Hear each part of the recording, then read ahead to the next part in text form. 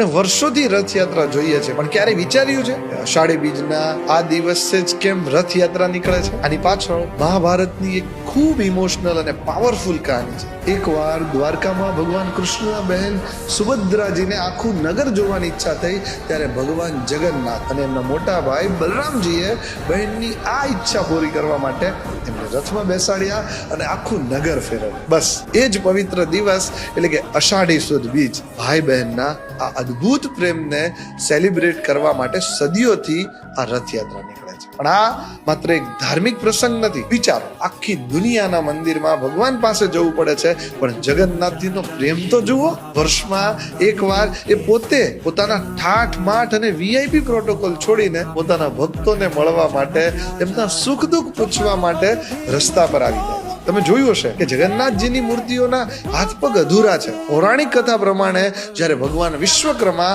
આ મૂર્તિ બનાવી રહ્યા હતા, ત્યારે એક શરત હતી કે કામ ન પૂરું થાય ને ત્યાં સુધી કોઈએ રૂમનો દરવાજો ખોલવાનો નહીં. પણ રાજાથી ન રહેવાયું, એમણે દરવાજો ખોલી દીધો. ભગવાન વિશ્વકર્મા ત્યાંથી ગાયબ થઈ જાય છે અને ભગવાન શ્રી કૃષ્ણ કહે છે કે હું આ જ સ્વરૂપે મારા ભક્તોને દર્શન આપીશ. કારણ કે પ્રેમ માટે હાથ પગની જરૂર નથી, બસ શુદ્ધ હૃદયની જરૂર છે. મંદિરમાં લાઈન લગાવીને તો આખી દુનિયા દર્શન કરે છે, પણ જે ભગવાન પોતાના ભક્તોને પ્રેમ કરવા માટે પોતે રસ્તા ઉપર ઉતરીને આવી જાય, એ જ મારો જગન્નાથ. તો આ વર્ષે જ્યારે રથયાત્રા જુઓ ને, ત્યારે આ પ્યોર ભક્તિ અને ભાઈ બહેનના પ્રેમની અદ્ભુત કહાનીને મગજમાં રાખજો. તમારા સિસ્ટર સાથે કે તમારા ફેમિલીના ગ્રુપમાં આજે જ આ ઇન્ફોર્મેશન શેર કરો, જેથી એમને પણ ખબર પડે આપણી પરંપરાઓ અને આપણું કલ્ચર કેટલું વિઝડમ સાથે છે, એમાં કેટલા ઇતિહાસ છુપાયેલા છે. જય જગન્નાથ.